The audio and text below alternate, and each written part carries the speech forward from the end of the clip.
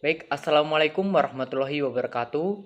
Di sini saya akan menjelaskan tentang teori belajar kognitif. Definisi kognitif. Definisi kognitif berasal dari kata cognition yang memiliki persamaan dengan knowing, yang berarti mengetahui. Dalam arti luas, kognisi atau kognitif adalah perolehan penataan dan penggunaan pengetahuan. Tingkah laku seseorang menurut teori psikologi kognitif tidak semata dipengaruhi oleh reward dan reinforcement. Tingkah laku seseorang didasarkan pada kognisi, yaitu tindakan mengenal sekaligus memikirkan situasi di mana tingkah laku terjadi. Latar belakang munculnya teori kognitif.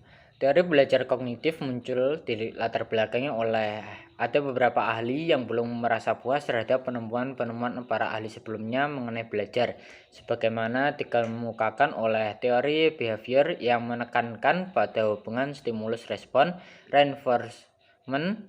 Munculnya teori kognitif merupakan wujud nyata dari kritik terhadap teori behavior yang dianggap terlalu naif, sederhana, tidak masuk akal, dan sulit dipertanggungjawabkan secara psikologis.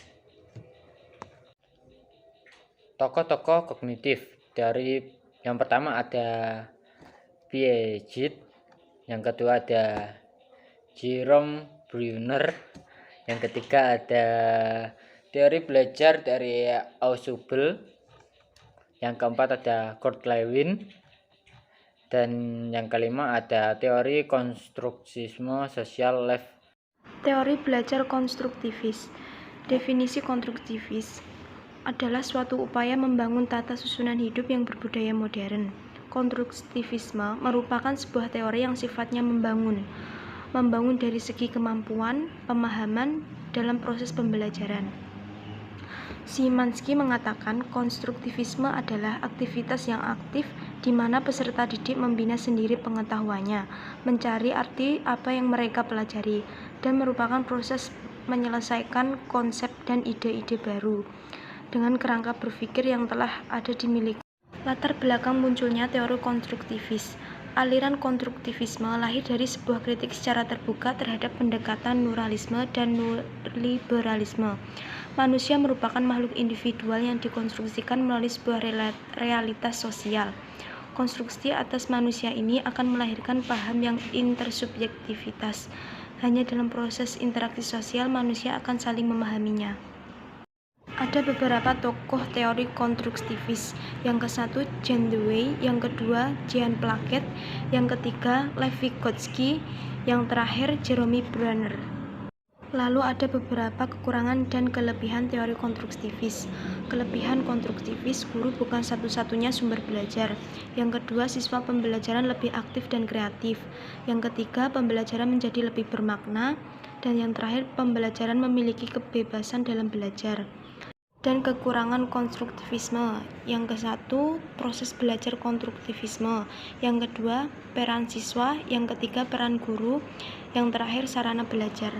Baik, saya akan menjelaskan mengenai tema yang ketiga, yaitu perspektif neuroscience tentang belajar. Educational neuroscience adalah bidang kajian neuroscience yang fokus untuk mengkaji konsep pendidikan dari perspektif sistem kerja otak. Nah, para guru dan orang tua biasanya masih jarang memperhatikan bidang kajian ini, sehingga menyebabkan munculnya suasana pembelajaran yang pasif dan tidak optimal dalam merangsang sel-sel saraf otak manusia. Bidang ini bisa dikatakan bidang yang masih baru, tetapi bidang kajian ini mengalami perkembangan yang begitu pesat, sehingga diharapkan bidang kajian ini bisa mengatasi berbagai permasalahan di masa depan. Selanjutnya adalah latar belakang dari munculnya teori neuroscience. Neurologi dimulai ketika Candel, seorang ilmuwan Spanyol, pemenang Nobel 1906, menemukan 4 doktrin neuron. Yang pertama adalah sel saraf, yang kedua adalah terminal akson, yang ketiga neuron, dan yang keempat adalah sinyal dalam neuron. Kemudian ada tokoh teori neuroscience. Ada Charles Sheridan, ada Luigi Galvani, ada Edgar Douglas Adrian, ada Bernstein, ada Alan Hodgkin dan Huxley.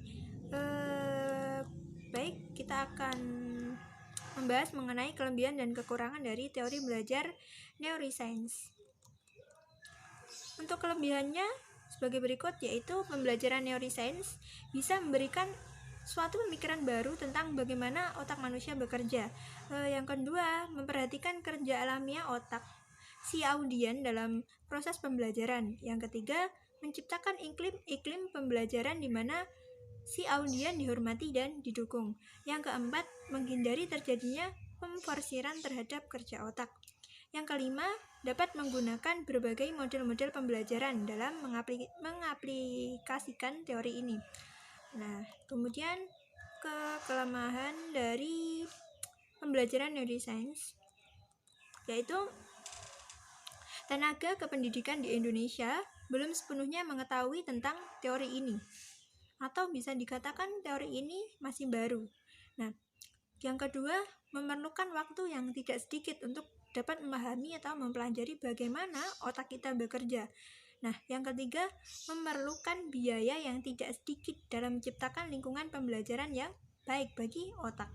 Nah, kemudian yang keempat, atau yang terakhir, memerlukan fasilitas yang memadai dan mendukung praktek pembelajaran teori ini. Terima kasih. Wassalamualaikum warahmatullahi wabarakatuh.